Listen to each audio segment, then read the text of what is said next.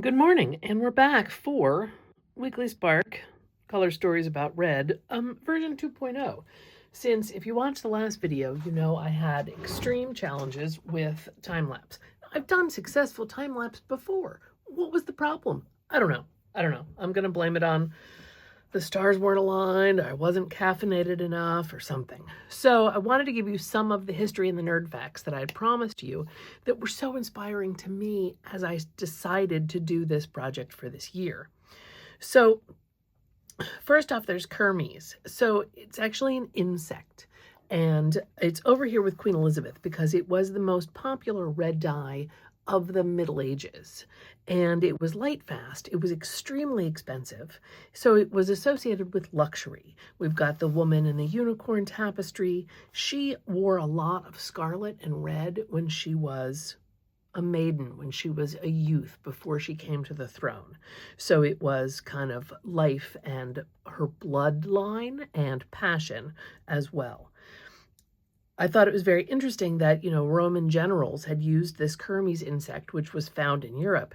Roman generals wore a red-dyed cloak, and it was that red-dyed cloak in that military authority figure that inspired Oliver Cromwell to do red coats dyed red with Kermes. Well, at that point in time, it might have been a different red dye, but red coats for the British Army. We, of course, know about the redcoats from all of our history, even Schoolhouse Rock as kids growing up in the U.S.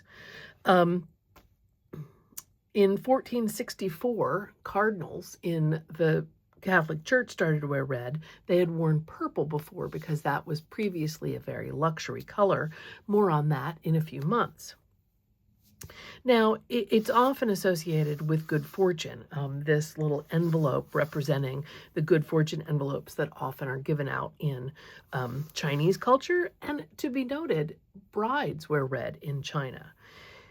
Red gets associated with life and death, with danger, with sex, with lust, but also sometimes with aggression, and often devils are red. So sometimes gets a bad rap because it was associated with devils through different historical and religious periods that we've moved through.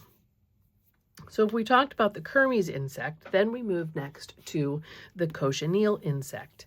And this insect grows in Mexico and South America. It actually grows on the prickly pear or nopal cactus. And it takes 70,000 insects to make 1 pound of raw cochineal. So this was known to the Aztecs and the Incans, and they used it a lot for dyeing fabrics, for dyeing fibers. It was a color their culture associated with power. So the Spaniards come in to conquer the Aztecs and the Incans, of course, bringing European diseases and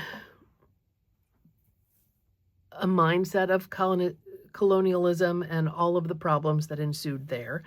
And so they started importing the cochineal dye into Europe. And so that increased the use of red in Europe.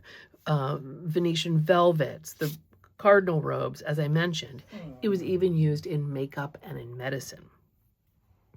So vermilion has a little more dangerous, toxic history because it comes from the mineral cinnabar, and this carved cinnabar is not actual cinnabar, but has that name cinnabar. You'll see a lot of cinnabar carved beads in Asian art and even in jewelry. So vermilion was, again, a luxury item because the dye was so expensive, and it was used in the frescoes that have become so famous from the Villa of the Mysteries in Pompeii, once Pompeii was found and excavated after the volcanic explosion. Vermilion comes from mercury sulfide. And so in medieval Spain, they had criminals work the mines like the 1500s because most of them died because it was so toxic, mercury being so toxic. It was popular with the alchemists. I mean, they were trying to transmute regular materials to create gold, turning lead into gold. And of course, we know that's not possible, but the fact that vermilion came from mercury and sulfur was that kind of alchemical process that they found so inspiring. Vermilion was the most popular red used in the Middle Ages, and they actually would glaze over the paint with different combinations, egg yolk, earwax. Yeah, I mean, I can't make that up. So those are some of the key pieces of information that inspired the visuals I selected on this page. You know, there are other things. Hematite, iron oxide, was used as far back as the Upper Paleolithic in cave paintings. There's a red called dragon's blood, which was used to tint varnishes for Stradivarius violins. And so some of these additional things might happen in the next spread that I'm doing for red. But I have some reds that I pulled. I have the red-headed stunners of the pre-Raphaelite era. I have this red Poppy Fairy by Cecily May Barker.